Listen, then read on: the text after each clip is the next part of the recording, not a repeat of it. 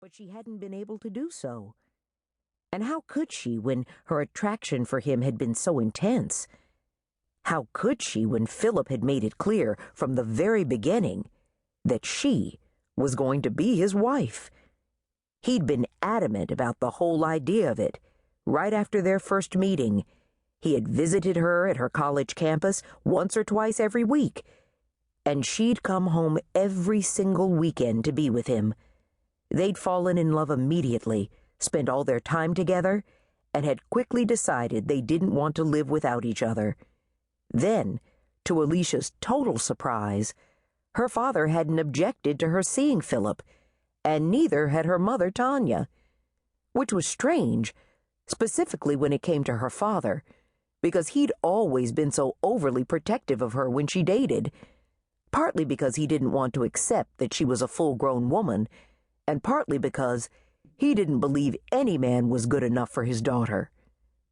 But that was then, and this was now, because today her father was standing proudly in an Armani tuxedo, smiling ear to ear.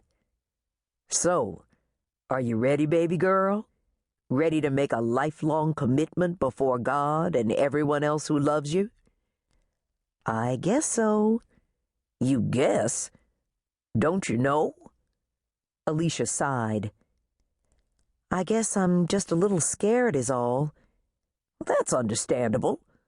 But as long as you love him, you'll be fine." "You do love him, right?" "I do, Daddy.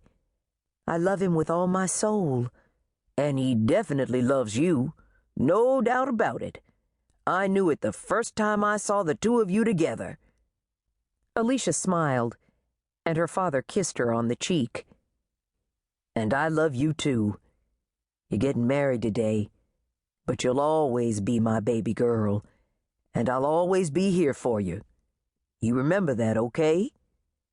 "I will. And I love you too, Daddy.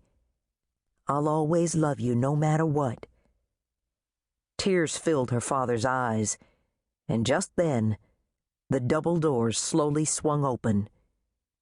It was time. The harpist and flutist played their instruments softly and beautifully, and Alicia saw Philip standing at the altar, waiting patiently. She could tell how at peace he was, and she wished she could feel the same way. She wished she could be sure that they really were going to live happily ever after. So, she stood there, unable to move her feet. She stood in place for as long as she could, but when her father nudged her arm, she finally stepped forward. The church was absolutely gorgeous, and, based on everyone's facial expressions, so was her pure white, sleeveless ream ochre wedding gown, made in silk satin at the top and tulle at the bottom. The top was covered with a finely beaded overlay, and the multi-foot chapel train trailed gracefully behind her. Her mother had begged to differ, but this dress had been a steal at $5,000, and Alicia was glad she'd chosen it. She was glad she had a father who thought she deserved the world, a father who had generously given her a $100,000 spending budget to cover her wedding and reception expenses.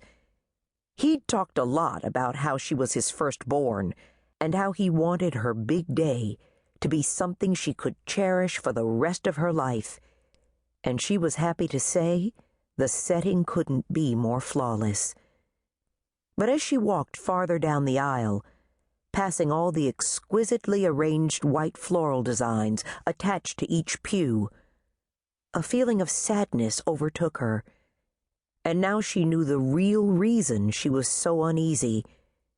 She didn't want to feel this way, but she couldn't help who she was and what she'd been used to her entire life. The best of everything, regardless of what it cost. What she wished was that love could simply be enough for her, and that designer clothing and other luxury